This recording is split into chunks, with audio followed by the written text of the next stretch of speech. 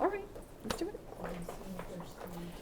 All right, so I think we're going to get started right at 4.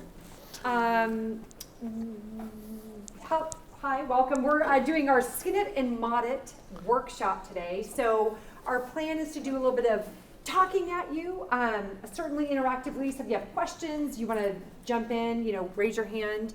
We're going to play a little bit, play games. We feel like when we're at a gaming conference, we should be doing some gameplay. And then we're going to come back together and talk and do some reflection on what we've done. But do you want to? Yeah, and the goal of this one is to be something that you could actually just take away and use tomorrow if you needed to. Yeah. So I am Christy Durham. And I'm AJ Webster. And then we actually have a third part of the trio. His name is Ted Wakeman, and the three of us are from Los Angeles, California. And we, 4 years ago, opened an elementary school that's game-based and project-based. And we did that because we found that, in the systems that we were working in, we're longtime educators, private and public school, that we weren't able to actually realize some of what we know to be working by using games to teach to kids. We were getting a lot of either resistance or, hey, that's great, you're doing it in your classroom, but just keep it there. Let's not infect the rest of the system with what's happening. And we just decided that if we are going to do what we know to be right for kids, by engaging them and making education a continuous process for them inside school, outside school, and being future focused, we're going to have to do it for ourselves. So we're lucky enough to be the recipients of a grant that allowed us to open our school. Next year will be our 5th year, K-5 elementary school, and then in the fall we're going to be opening our middle school. So yeah, so it's been a long 4 years, but it's awesome to see everything kind of doing what it is that we were hoping it was going to do. In an earlier session, there was a question about data and how do you know what's the numbers that prove that what you're doing is right. Anecdotal is just that, and the thing that we were saying at lunch is, but anecdotally, we're all talking about the way it's working with special needs kids, with kids at high risk. It's happening in the Northeast, in the South, on the West Coast. And if we're all having the same exact experiences and seeing the same results in our students, anecdote seems like a pretty strong vote of confidence for using games to teach and to engage kids. So. The agenda, all right? It's very simple. Keep rolling. So a couple years ago, we had a chance to talk to Nolan Bushnell at a conference in LA. And he's the guy who founded Atari, and he started Chuck E. Cheese. He also has, I think it's called Brain Rush. He has some education learning software endeavor he's working on. But the thing that struck us was this quote he said to us. He said, "You might learn something playing a game, you'll always learn something making a game." And so, and I think the two are combined, right? I mean, you can't make games if you don't play them. But for us, back to that idea of becoming producers that someone was talking about earlier, is pushing into having kids be creators or co-creators of games with us. This is a terrible long quote. I don't expect anyone to read it. It breaks every rule about PowerPoint that I have. But I couldn't not put it because it's such a good explanation of the value of game making. I put a little QR code. If you care about the quote and want to read it later, you can snap the QR and just get it on your own.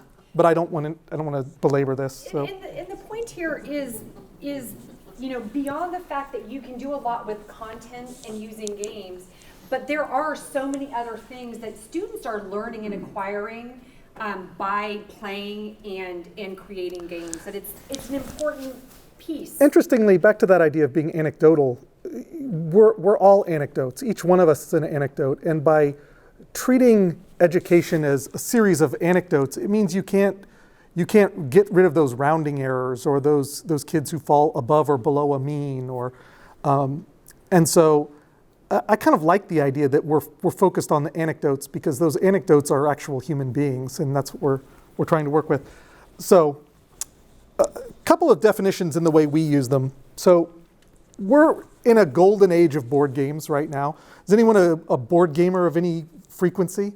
There's tons of great ones. I include card games like Smash Up or Magic or something like that. If you're spending money on cardboard, I'm putting you in that category. We're also in a golden age of game skins and game mods. So for us, when we talk about skinning a game, we're talking about some fairly surface level changes. Back in the 90s, Monopoly was the first one to figure out you could do this. So you get the first round of Star Wars Monopoly is just Monopoly where the property names are changed.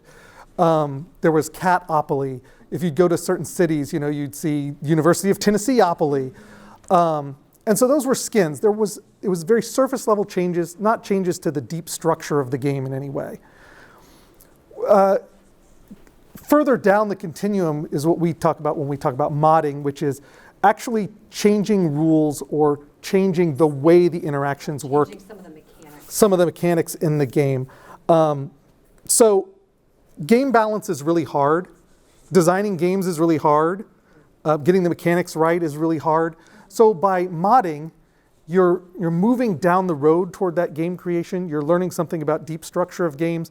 But if your goal is to have kids engage with the content, modding allows them to dig into the content versus focusing so much on the deep structure. And I was going to say, especially considering the cognitive load, right? Because you talk about game design and the cognitive load that's required there, and then if you add the content piece on top of it, that's a lot to ask of any student. It's a lot to ask of most adults. So this allows students to dig into games, have the benefit of kind of being a game designer while also digging into some content. And one thing, we have this with Firefly Clue and Star Wars Monopoly and everything. We went in just last week to Barnes & Noble. There's a lot of Golden Girl games now. There's a Golden Girl Clue, Golden Girl Monopoly. It's crazy how, now that they've realized they can do this, how much they're showing us again and again, like modding is a thing we can do. So modding, first of all, trying to think of what kind of games make sense to mod. And we've had kids mod tic-tac-toe and mod rock, paper, scissors, so almost anything works. But for the purposes of what we're talking about, we want to talk about a game with a certain level of systems thinking or complexity. Monopoly is a great, easy starter. Again, like I said, Catopoly, if you can think of whatever it is, 27 different cats to be your properties, that's kids engaging on one level, but that's just sort of the nouns of the domain, if that makes sense. So when we start talking about games that are a little more complex, we're talking not only about the nouns, the names of things, but we're talking about the verbs too, the rules that we can change within the game. And we were talking about Smash Up a second ago. King of Tokyo is another one you talked about. Yeah, and that's another good one, right, for that, the counting and the, keeping track of And all probability. A big probability, yeah, absolutely. But these are some games that if you haven't played them, they're fun. They are eminently moddable. So I think with that, we're actually supposed to play. Well, yeah, and we're gonna play Fluxx actually, so that you guys can. Has anyone here played Fluxx? Okay, good. We may have to distribute you. Yeah. So these are, if we can get you guys to cluster with like at least 3 people, three, 4. These are edited down versions of this game to make it a little simpler.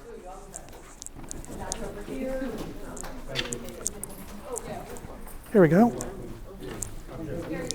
There you go. And here you go.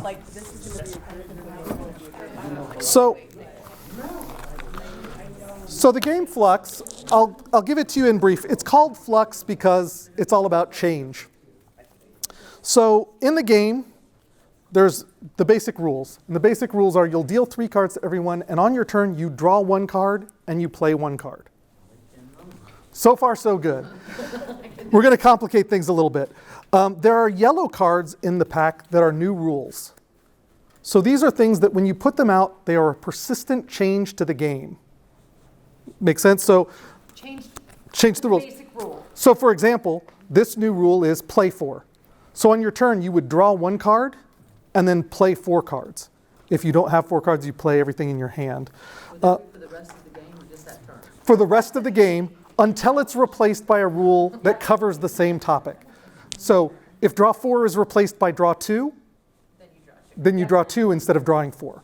So the yellow cards are new rules that will change. The game will constantly be in flux. The blue cards are actions that happen and are done. They're just one-turn actions. So discard a card, draw a card, trash a new rule, steal something from someone else. These are ones that just happen once and are done. The green cards, like this, are what are called keepers. These are your resources that you will put in front of you. So if I play the milk keeper on my turn, it just lives in front of me until it, Greg, don't break things, until it matters, okay? And you can have, until it matters, which I'm about to explain. But, so right now, like, I could have bread, the party, sleep, and milk as keepers in front of me. These are my personal resources in the game. They're how you win. And the way you win is with the pink cards. And these pink cards are goal cards. And every goal is pretty much 2 things to have in front of you. So this goal, interstellar spacecraft, you have to have the rocket and cosmos as keepers in front of you. This one is rocket to the moon. You have to have rocket and moon in front of you. Those 2 keepers. You can have more keepers than that, but you have to have at least those 2. There is only one goal at any time. That goal applies to everyone. So on Christy's turn, she plays out the brain. You have to have the brain and not have the TV keeper. She plays that one out. But on my turn, I play out stargazing. I have cosmos and the eye. And that changes it. This one is now discarded. Make sense? Yeah. This is the new win condition. This is the kind of game, like games like King of Tokyo, where the best thing to do, shuffle them up, start playing, we'll come around and help you. It'll make sense as we go. Yeah, we've got a helper there, and was it a helper here? I think Steve has played it before. Yeah, don't count on me. Don't count on you. We'll be around. We'll be around. Shuffle them up and play. Deal 3 cards to 1 choice. Play it. Yes, so you deal 3. Then on your turn, you draw 1, play 1. Yeah. And are they all face up? No. Nope. These are your cards. Don't put them face up. These are your cards. So you Only when you play one, you can put it down in front of you if it's a keeper. Okay. If it's a goal, you put it up here. If it's a new rule, you put it up here. Yep. And then you have the card pile on it. I have a question. Yeah. How do you win? So if you have the 2. All right. Yeah. We good? Yeah, You've played before. I played too, yeah. Okay, good.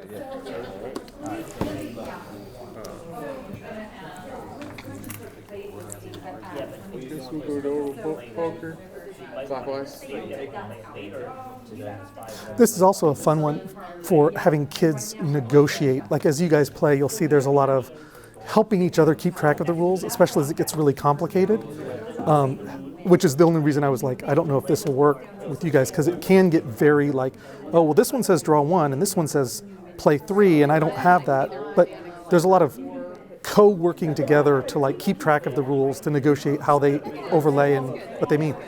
Give it a shot, see what happens. But there might be a condition or something, you know, so then, yeah. So, yeah, you start playing, and then, right, yeah, so you keep that in your hand until you have to play 1, All right. play 4, play whatever, and then you guys. So on top of. So that discards. Now you immediately draw up to equal that. So you draw 2 more cards now. Okay. That's our goal. Oh, that's your goal, sorry. And then these goals will go away too. That'll be all discarded. Okay. So I draw 4. Okay, start there. 2, 3, Yeah. 4. And then play one. Tends to be the best way to do it, right? Play TV. Your turn. Okay, no, hold it in your hand. So many cards. You're not playing So yet. many cards. You just hang on to it. Where's your third? Okay, so you got the draw pile. All right, and Okay, so if you start, you're gonna draw one. And then you're gonna play. And the rules take effect immediately. So if you play a draw 2, then you would draw up another card. You know, they take effect immediately. Yeah, and that's it. Now you well, draw yeah. one, play. So this card stays out This one stays. Okay. because it doesn't affect this. Now, if you have an empty hand, you get that bonus. Not the one I meant to make, but whatever. Nope, so you're, Drawing 4, playing 1, it may be a while before that one matters. yeah, you have But to I have would want to one. put that one down. If I get that, I'd want to put that down. Yeah, yep. Okay, so she's got an action that says zap a card. Choose So a then card. would I do that? Now you play 2 more. Okay. Any card in play, so this is the only card in play, so there you go. All right, there you go. Okay. So draw 4, play 3. Give it to someone else? 4, and then I am going to throw everyone for a loop Yay. and do a play all. All right, so that one goes away. Now you play out the rest of your hand. And this is discarded. So Are you guys? Why aren't you I'm playing? going to play my keeper. Yeah. Right out here.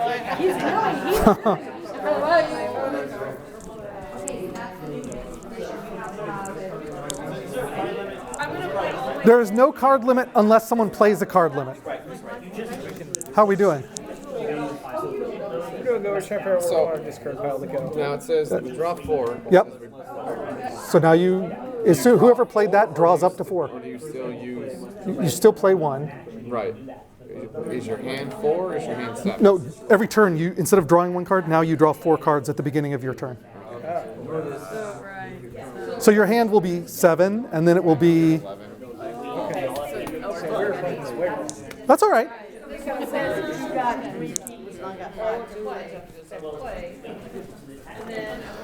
The team over there just played. They've been playing with draw 4, so they have these huge hands, and somebody just played play all. So now they're trying to sort out how do you play all 12 cards in your hand at once. Play 3 cards per turn, so we got rid of this. This overrides that. So now I have no cards, and it's Maria's turn.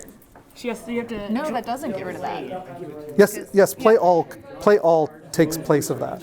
Yeah, because that's you have to play 3. Yeah, that's play 3. Sorry, I thought that was. Oh, nice. When does this one apply to you? When you have, so like now on mine, if it's still in rule, when I get around, I'll draw 3 and then draw 4. Yes. So I would have 7 again. And then you would play and then 7. I would play all 7 because I love shenanigans.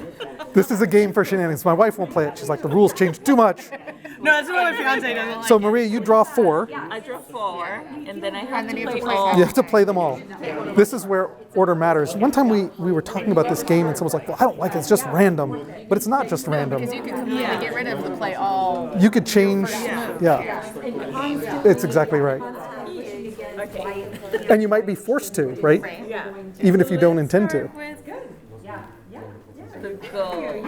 So this one overrides this one, I guess.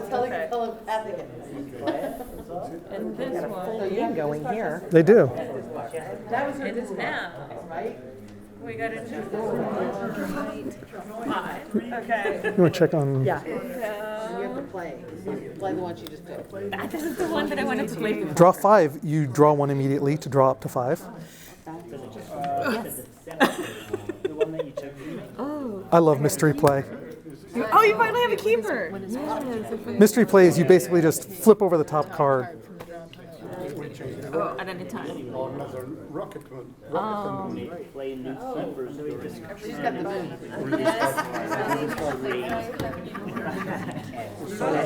I know where that is. Get rid of one of them. So if we get rid of the double 8, then Whoever got rid of it can decide So then we need to get rid Which of one? which one of these is going. Okay.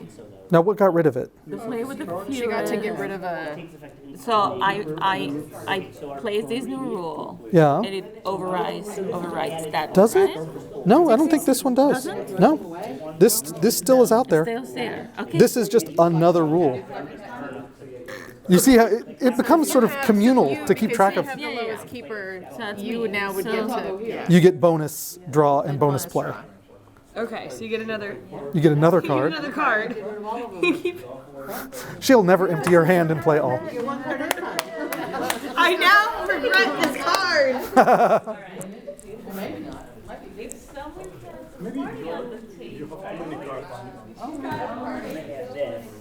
Because you only need 2 cards. If any player, if someone has Playing 40 it, right? cards, He doesn't have any cards. Is that okay? Yeah. extra zero. Okay. What's that say? Hand limit 1. Have 1 card in your hand. So everyone has to discard down to 1 immediately. But I don't have any. Yeah, you're good.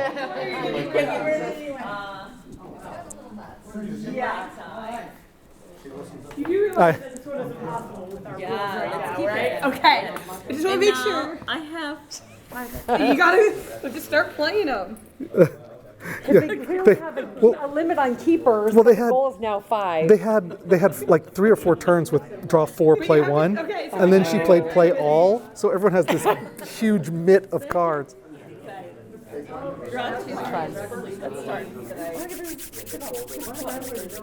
It's interesting how the game unfolds in such different ways, right? The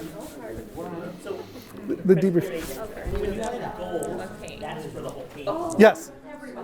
So one goal out right now, that's for everybody. So if I put one down, it changes it. Yeah. Okay, you get that? Gotcha. New rule. Play this card, place it, face up. If it isn't your turn, you can only have 1 card in your hand. So that means the 2 of you who it's not your turn discard down to 1 card right now. Always oh wait, You can only have 1 card from this point. except if it's your turn. During when it's your turn, you could have more. Correct. So if you have to, yes, that's a burn. You really did it to us. Well, you did. And now that's the end of your turn, so you have to discard down. Oh, so you do also. That's better, right?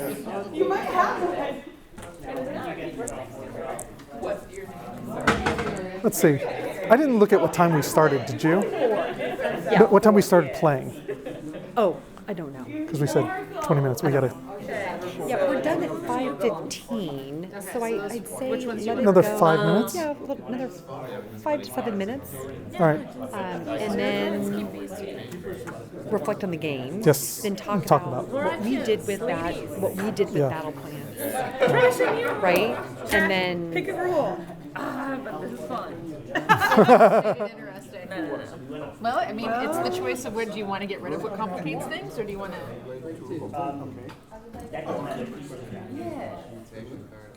Well, now because we don't have, we have the 5. Oh, you don't have the 5 one? Oh. Oh, that's why I was thinking about that one. Clearly, I've not kept up with the flux of the game. The game was technically unwinnable. Yeah. We're at that. Let's do 5 more minutes. 5 more minutes? Okay, so now I. 5, 6, 8. No, because we're tied, so only 7. So what is it? Draw 5, play all still? no, they got rid of Oh, they got rid of play all. Sorry, no, not. It is 8. You are. It's 9. It's 9 because you had no hand to start. Right. Plus the 5, plus 1. Yeah. And you have to play 2. Because party bonus? Yes. Wait. Poor bonus. But we're tied. Oh, you're tied. Okay. Yeah. Are all the rules in play at once, or just the last? All the rules are in play unless they conflict. Right. So if you have hand limit 5 and hand limit 0, those would the one that's played second would take precedence. But as long as the rules are like a draw rule doesn't contradict, a hand limit rule doesn't contradict. So are we still like drawing 4 cards? Okay. New rule, hand limit 0. Oh, If it isn't your turn, you can only have 0 cards in your hand. You have to discard. let's stop having Everyone fun. has to. So do I have to immediately discard? That's I have to well get rid of all my at the cards. is it play 1? I had to play 2. So have you played 2? No. Play the second one. Okay. Then your turn is over. Okay. Well, you have to discard down right now. I had nothing to discard. So Oh, we already have that down though, don't we? No, now you can play an extra one because Okay. play 2 plus 1. Okay. but wouldn't it be 4? Because we get our base turn plus 1 plus 2. Well, no, it's now base turn is now plus 2. Oh, Anytime there's a conflicting rule, Okay. play 1, play 2, it's the most recent played is the rule Okay, you empty go the with. trash. So that now goes into. and I was like, How many people can play the game, this game at a time? I don't know. What does it say? Quite a few. it says 2 to 6. 2 Probably to at 6. 6 you start And running then out this of is your cards. discard now. That's our discard now. Okay. Yeah, with 6 2, it's hard. It's hard to win, right? Because it's just, I mean, I guess it's just. So what is it? It's draw 9. 9. Well, no, I draw 8. But plus, no, I draw 8. Yeah, because now we're always. Draw 8, play 3. The rules come out in different ways, or. I feel like our rules are getting. And you still have mystery play, which means you can still flip the. Yes. So now I'm drawing 30. We'll stop. All right. I'm going to do replace, draw 5, draw 2. Over the mystery. Only the reflections and the non. And then you can talk about some of the our examples. Sure. Yes, sir. We, So that all looks good. this kills this or not? So no, right now you're good. Draw 4. At the beginning of your turn, draw 4. First play is random. Since you only have one play right now, that means someone just randomly draws one of your cards and plays it. And then you discard your whole hand. Play as a key. What if she drew a keeper? So whose turn is it? Well, she just drew All a right. keeper from him. Stole. She just drew a keeper from him. Then that plays down Plays where? in front of you, Okay. and then you discard your hand. Like all of it? Yeah, because you have a hand limit 0. Ah, okay, okay, discard. And then, Jamie, are you next? Jamie, you draw 4. I shouldn't have that. You shouldn't have that. Draw 4. Someone will choose one of those 4 from your hand to play it. Here one, it's yours. And you discard the rest, no? And there you go. So, hand limit 0, draw 4 random makes for a really random game. So weird. No planning in this. Nope, it's just like you draw cards, someone chooses from your hand. It doesn't do me any good because you can't have any cards. Well, it's like, I mean, I don't know. Their game has descended to the most degenerate, anarchistic Okay. way. They have hand limit 0, draw 4, first play is random. Well, we have a random one too. Yeah. Oh, you have first play is random. Yeah. Oh, So that reminds me. We messed that one up too. One of us picks your card. You don't pick your card. yeah, it's at random. Great. But then again, you only had one. So who's your last? Me. So I'm gonna pick. They've got a draw 2, play 2, hand limit 2. First, they're playing with hand limit 0, first plays random. So it's and play 1. So it's just like you draw 4 cards, boop. You know. Yeah, it's degenerate. It's degenerate. All right, should we? Okay. Last minute. 1 minute. Winner over here. We have a winner. Looks like they. Did someone win? What was the win condition? Brain, no TV. Toaster and Toaster and TV. All right. Toaster and TV, is that electronics? Appliances. I knew it was something like that. Toaster and TV. Yeah. All right. Don't even bother, right? so it's rocket to the So- moon. So this is the one. I'm just putting. Wait, who has it? Play your last No, he needs the rocket. Okay. hand, and we're gonna wrap it up, even for those who haven't wrapped up their game. So yeah, some reflections. So, one of the things that I know as educators we like to do with our students always, and we always do this, not only with our students but with the adults in our system, is start with reflections about the game. Observations. Observations, reflections, thoughts. Crazy. There's a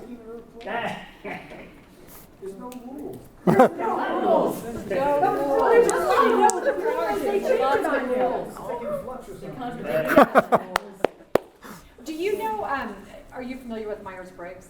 Yes. It's a Jay's worst nightmare, right? Like, I know what the rule is. Yeah. Don't change the rule, right? So anyway. Giving courage is great conversation. It does. Talk to me. Yeah. Because you have to talk To the other talk people. through the rules. You have Yes. to talk through how the game's going to play for the next turn. It's interesting because although it's not a fully cooperative game, right? There's a winner. We're trying to win. You can't help but be cooperative because there are so many. I mean, look at all of the rules we've got over here. And it is. It's like, everyone's talking to everyone about, no, you got to discard, you got to add one. You can't help but try to help each other. So I like that aspect of it as well. I like the fact that it encourages flexibility. Like, you get a lot of kids that become very fixed. This is how it has to be. Yeah. And this is a great game to kind of put in periodically to help loosen that up. But Yeah. things are going to change, and that's okay. Let's work around it Yeah. and figure it out. Absolutely. Adaptability. That's I exactly feel right. like ours was very random. We had a hand limit of 0. You did. So we couldn't plan. We put one dice every time. And the person, not only hand limit of 0, but also the person next to it drew the card that got played. So there was a complete lack of control, which was kind of fun, and made it interesting. Yeah. But I was looking at how in the world could it ever be won? Right, because your game, playing the It was exact like same Yahtzee, game, you guys were done, I mean, not early, but earlier than anyone else in the room. Yours was less We couldn't random, see an end to this. right? But, and then you guys had a winner over here as well, so each game plays out so differently every time you play it. Could be hours. Yeah. And it could be very quickly depending on, the cards that you draw, absolutely. Any other thoughts, reflections? I think there are some kids who would, judging by my middle-aged brain, I think there's some kids who would be overwhelmed Yes. by it all. Definitely. So it's not something you can just drop in kids' laps.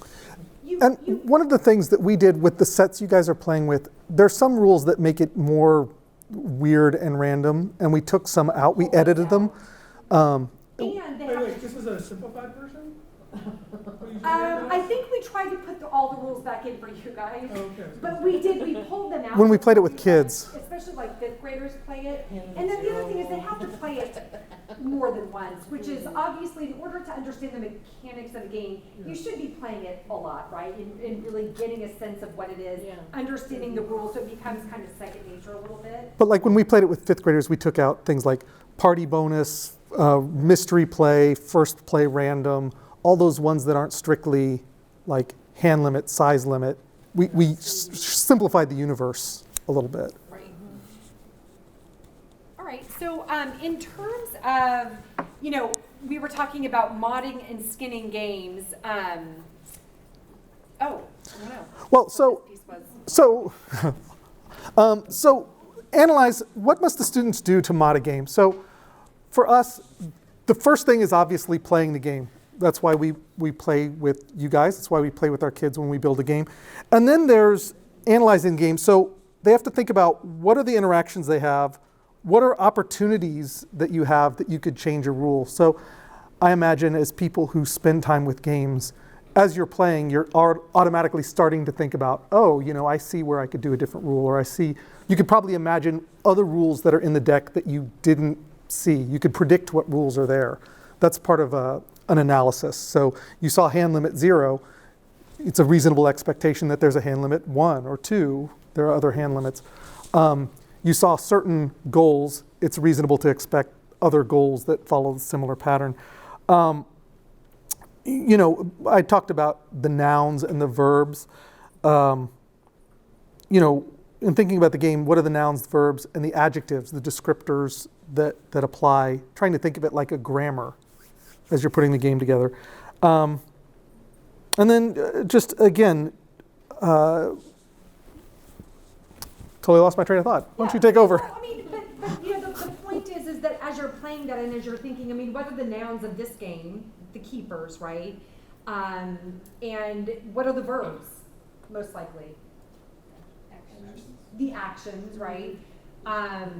So kids having a sense of what those are and then connecting those to the content is a good way for them to understand, okay, how would I mod this, or how would I even just skin it, just changing the nouns so that I'm doing something interactive. and that's playful and engaging. So part of the beauty of Fluxx and the reason we chose it was that they have just a ton of mods and a couple of other mods that have since come out since we did this presentation. Anatomy Fluxx, Math Fluxx. There's chemistry. There's Chemistry Fluxx. There's all of these different mods that they've put on. So it's infinitely moddable, and it certainly is moddable to content. One of the things that's fun about this game, I look at it, when you see a game that has a lot of different mods available, it tells you that there's a flexibility. This is a good choice. So for example, in Pirate Fluxx, they add the idea of categories. So for example, you have some keepers, like this one, Ruby's, has a little treasure bag next to it. So then there's win conditions or action cards or rules that are based on card categories. The pirate one has ships. So you can, there are different ships, like a sloop gets a different category. When you play Zombie Fluxx, they introduce the idea of creepers, which are bad things that you can't win as long as there's a creeper. Right, so even if you've got the keepers to meet the goal, if you've got a creeper, you can't win. So there's zombies, but then there are win conditions based on certain kinds of zombies. And the game can also win against you. So for Cthulhu Fluxx, there's all kinds of ways that you can lose. Everyone who's playing loses at the same time. So just the idea that there's a lot of axes to play with in a game like this.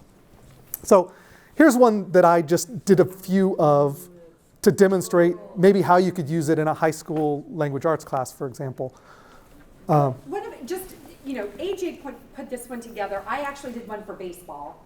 My son was into baseball. And just that idea that, first of all, if we're going to have our students, mod a game, that we first wanted to mod it for ourselves.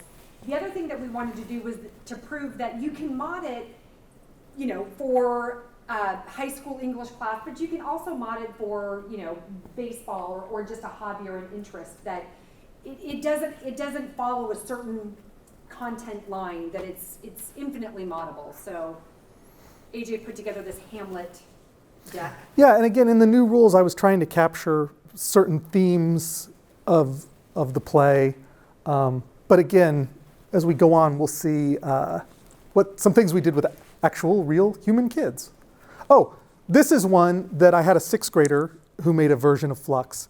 And so this is a card a 6th grader made when we were studying Aztecs. He was a very technically proficient 6th grader. And then we did one about, with 5th graders doing an explorers unit. And you'll see these are not all as technical, but kids trying to capture their understanding of the content of the unit.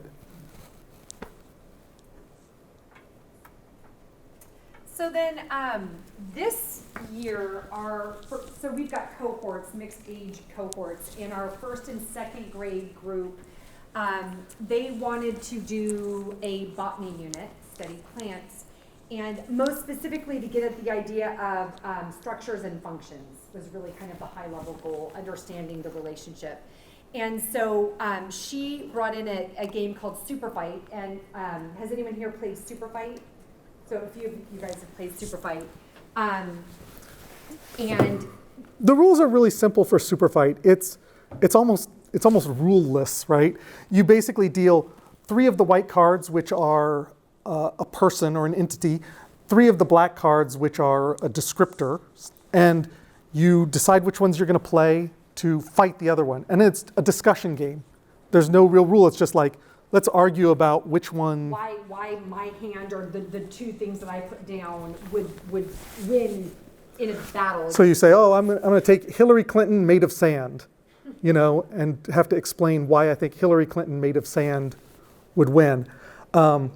And like Fluxx, Super Fight has a bunch of different little mods. So we have a pink one that's anime. It's all anime themes and characters.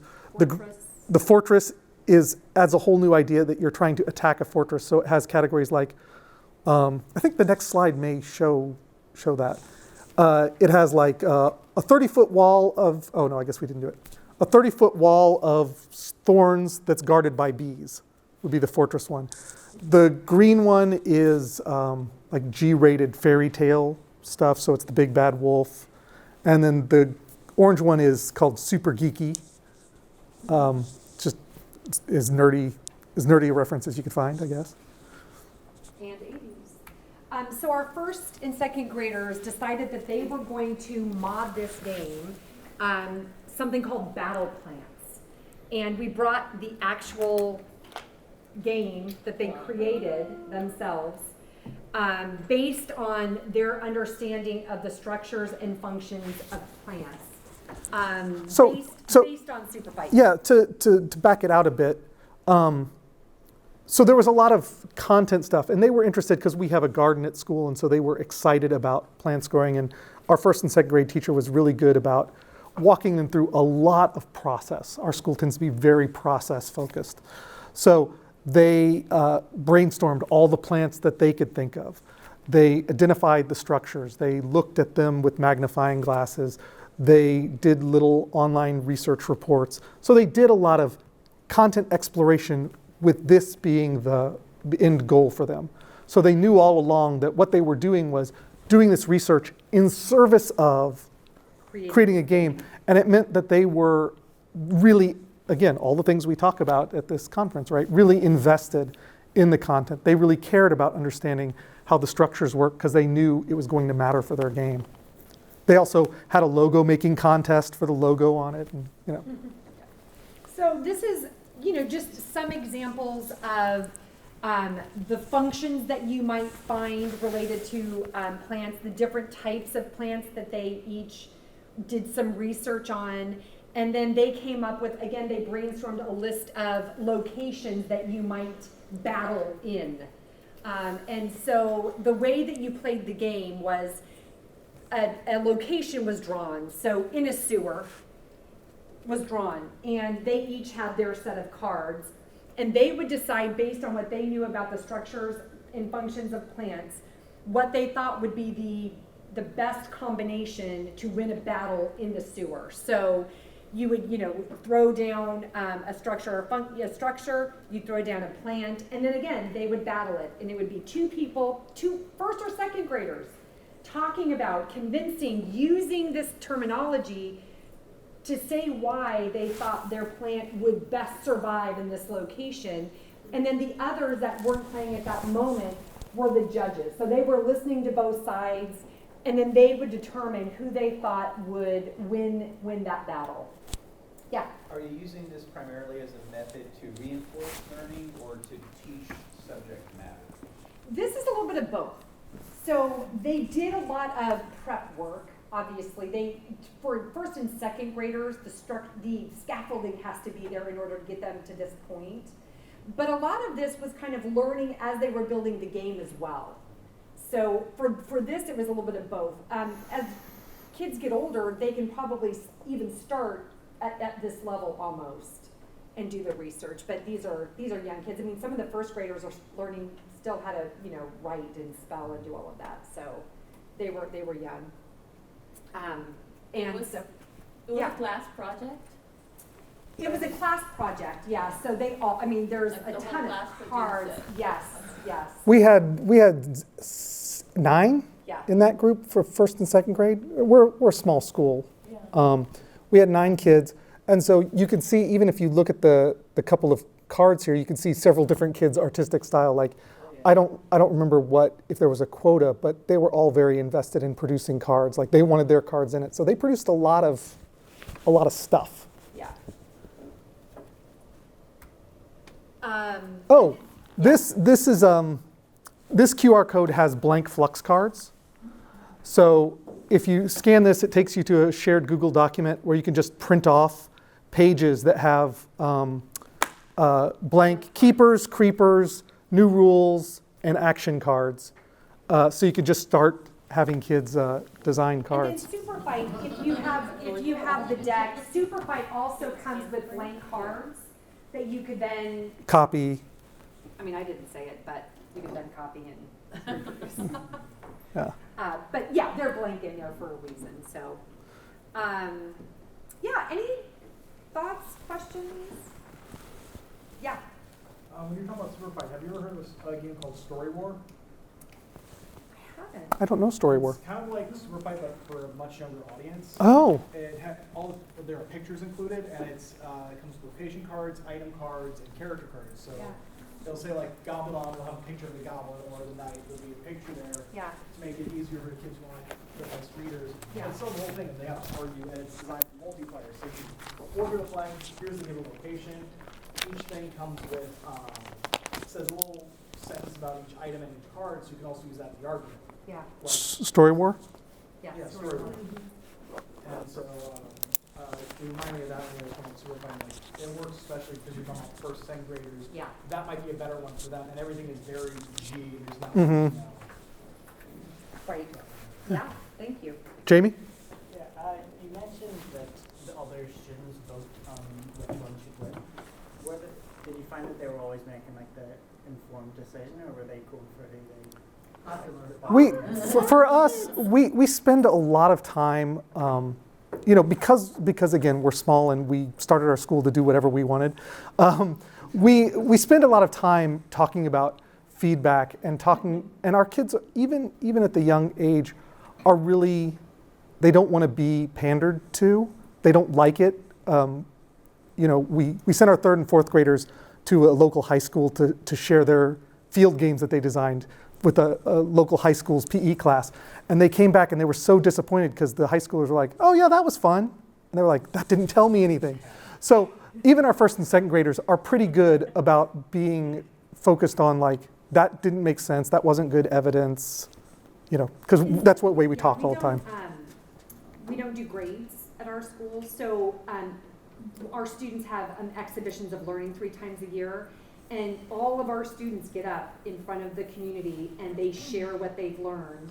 And again, through a lot of practice, they ask questions of the person who's up there. They give feedback about the work that they've done. And again, we work with them on, how do you do kindly? Give kind feedback, but you want to give very good constructive feedback, because when you don't, it's not helpful. And oftentimes our kids do better at that than the parents do, because they want to say, oh, that was such a good job. And our kids know that that doesn't help me. I don't know what good job to you means versus what it meant to me. So they're very good about giving that feedback and taking seriously. So it doesn't tend to be a social vote. Yeah. And I think that's the key thing with a game like Super Fight, is if you're modding that out, the emphasis becomes the argument. Because yes. I taught a really progressive room, and it's the quality of the argument. So even the situation might be funny, but the fact that it's funny isn't what wins. It's your ability to make that funny argument completely surpass the other argument and its ability to win. Yeah.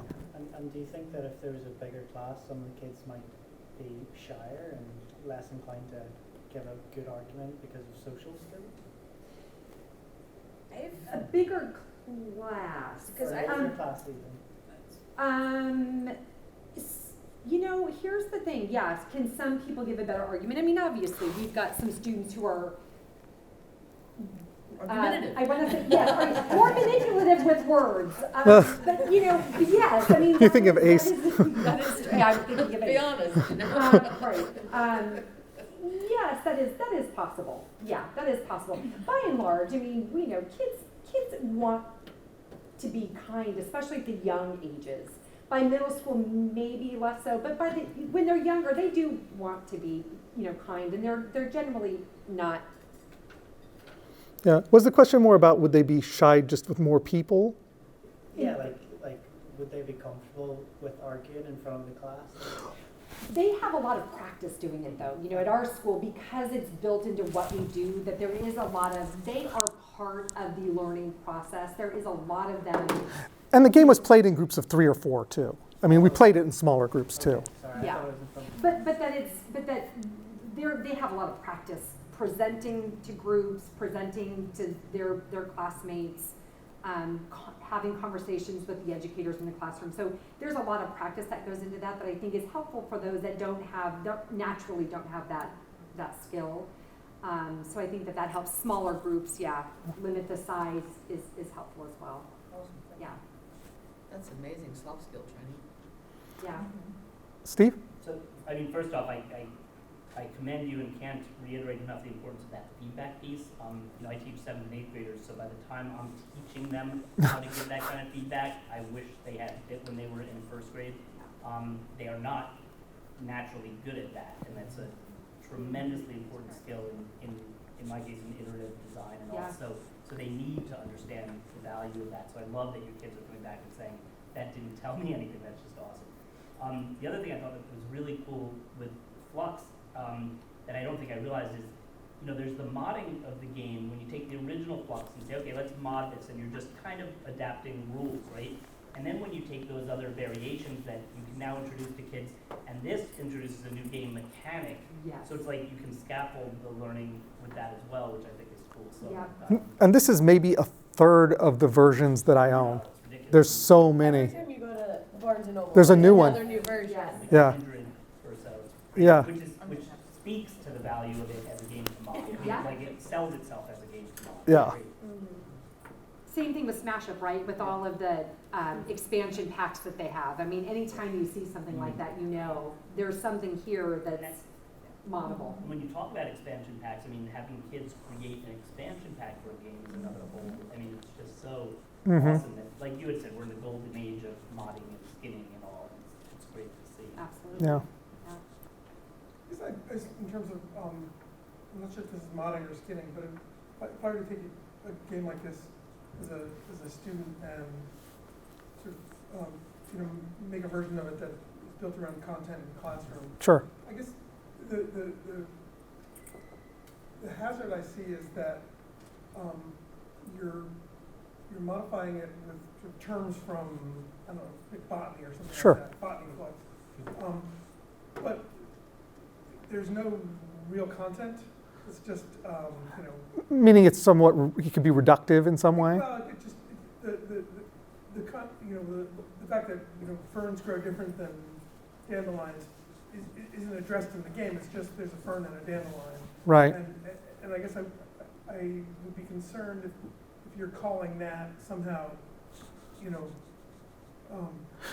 deepening the curriculum. I think I'll give kind of two thoughts on that, because yes, that's definitely possible. One, all models are somewhat reductive, right? Like, so, you know, even if we go to science class and teach a scientific model, we're losing some complexity there.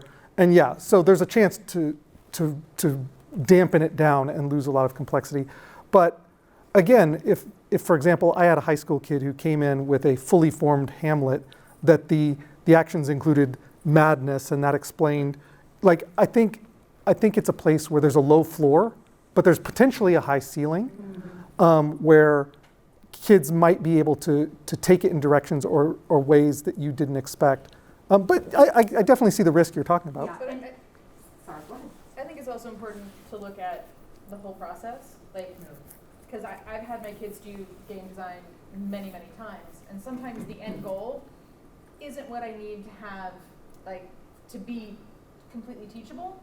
It's the process of them building the game, which is where they're giving their content, they're reaffirming Deciding which things count enough to be included. The amount of information they soak in and, like, and they'll be sitting there arguing over, like, minutia, because they've learned so much in the process of figuring out how to build this game, that the game itself, it's like, okay, yeah, I mean, it's great, and we test it and we play it.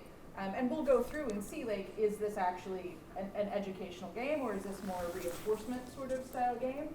But what they've pulled is, like, the important part. They got their curricular learning in the process of building the game. Carrie, is what you're saying, there's like the critical thinking of them choosing. Now that game goes into our catalog as, like, a reinforcement activity for the next group, but then that next group is going to have to build their own game, so they're learning while they construct as well. And I do think it's a good point to say, you know, that there might be a better game to use in order to teach something like Super Fight probably was a better way to mod botany, talking about structures and functions, than maybe Fluxx would be. You know, that you know, thought, you know, needs to maybe be played out a little bit. But that idea that our slide with the article, the EdSurge article that we had up, which is so much more is being the students are learning than just the content.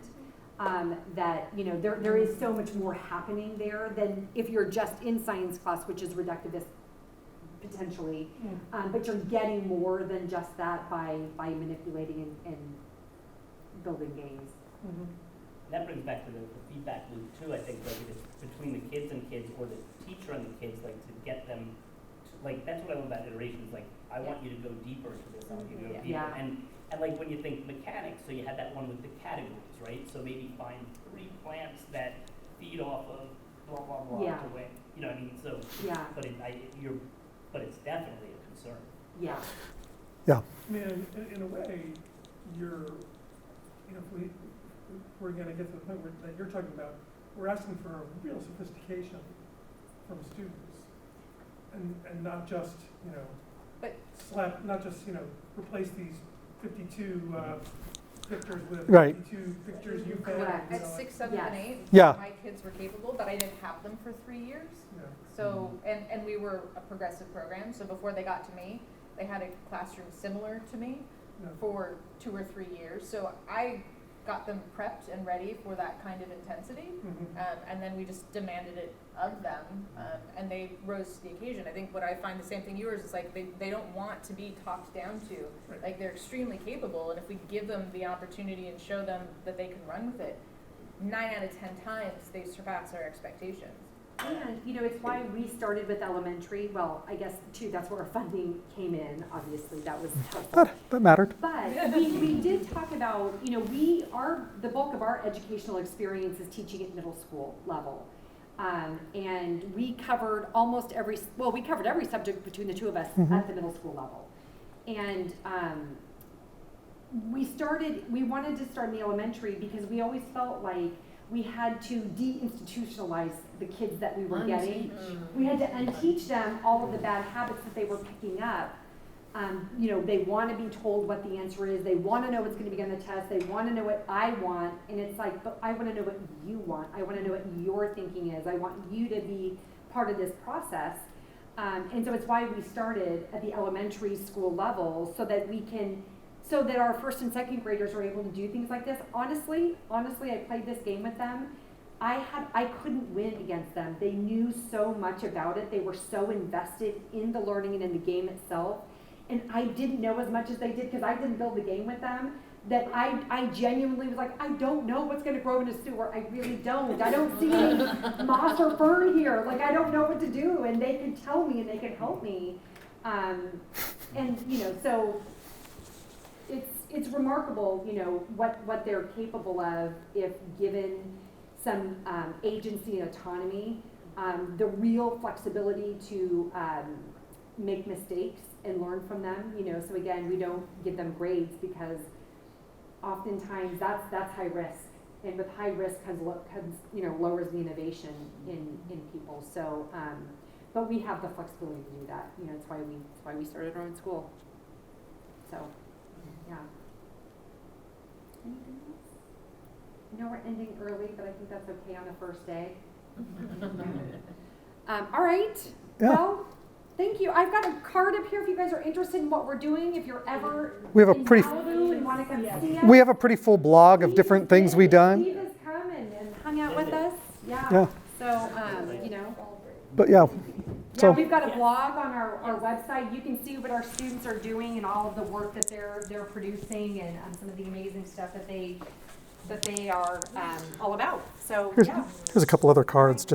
And Greg, to your point, like there were definitely, when I did this Explorers one, there were definitely ones that I was more disappointed in because they were more surface. Yeah. But then there were, you know, a fair proportion of, there were ones that I was like, well, this is just slapping a new picture on a thing. They don't really, but there were some where there were novel, interesting things that come out of it. So it was very, you know, normal, curvy. Kids in the classroom. Kind of like kids in a classroom. Oh, that was my baseball Yeah. Fluxx that I did. So yeah. So, anyway, thank you. She does have a creeper. All right. Well, don't let us hold you hostage. Yes. Yeah. Don't we all have to go out and drink somewhere too? Yes. I think that's part of the.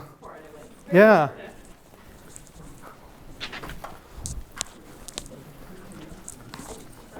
Thank you. Thanks, man. Let me see, do we have one more over here? Some of the, Thanks, Justin. Me more than Rob, we can do it.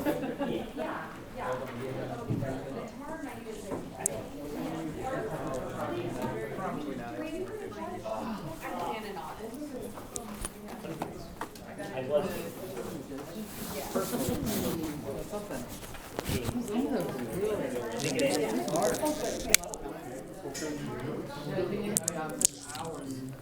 Hours and hours. And some of the games I couldn't even open. It's really good, but I can't get to it. Like the other ones, and I would walk to the treasure chest. I don't get out of treasure chest. Let's try a different way. I still like the treasure chest.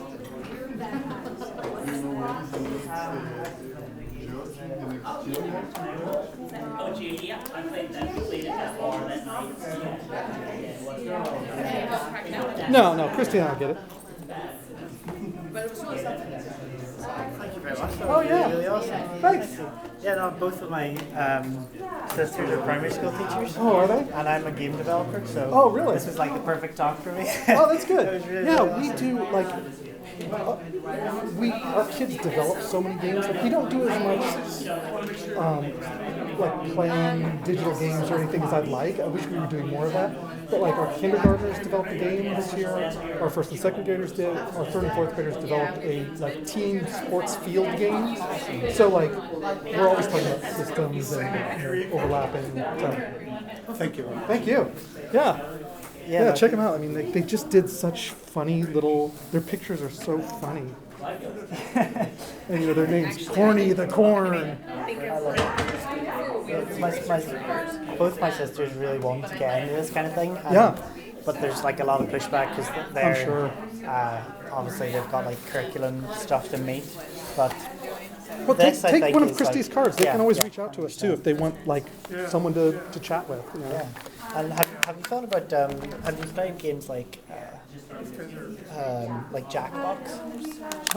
Jackbox TV. So it's like a lot of party games, but it's very much like you fill in the blanks kind of thing, and it isn't appropriate for kids the way it is currently, but there is a lot of it that is like so it's kind of a series of mini games that you can play. Yeah. Like I'm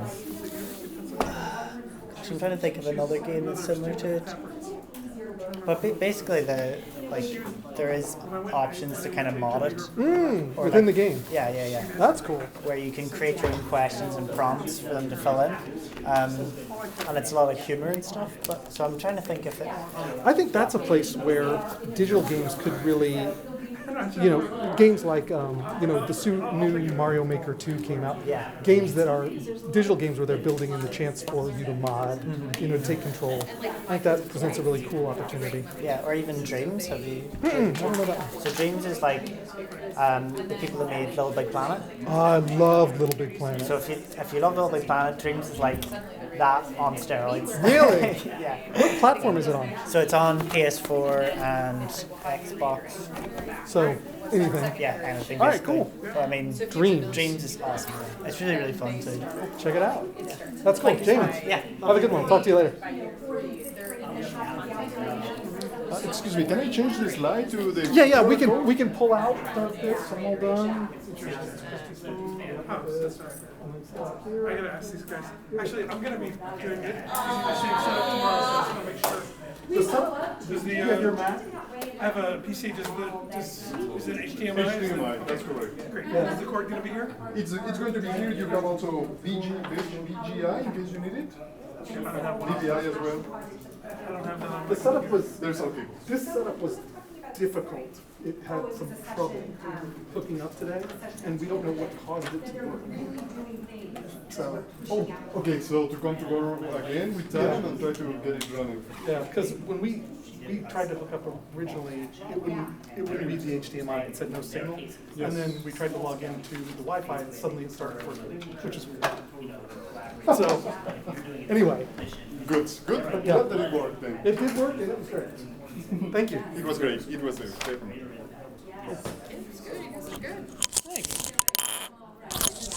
So now I'm gonna go back. Okay, so I guess my wife won't play it, but who is is it transmitting now? I think I'll be able to get. So we'll click laptop HDMI. Because there's enough. Okay, no signal. May I press a button in your computer?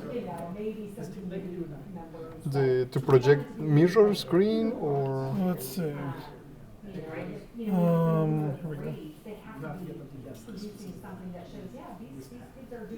Here we go. Also, looking models like you know, my daughter has doing her Girl Scout Gold Award. And I mean, when you look at their models, it all makes sense. That is true. At least in terms of. Okay, you can put the computer here as well, so it doesn't. That's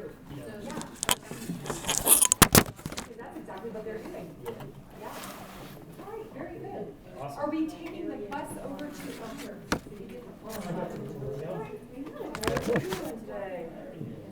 I don't know what's happening. I think we're gonna head over to the main building and then over to. Okay, and then going to wherever we're doing the. Networking. Thank you. I can't, it's not coming to me.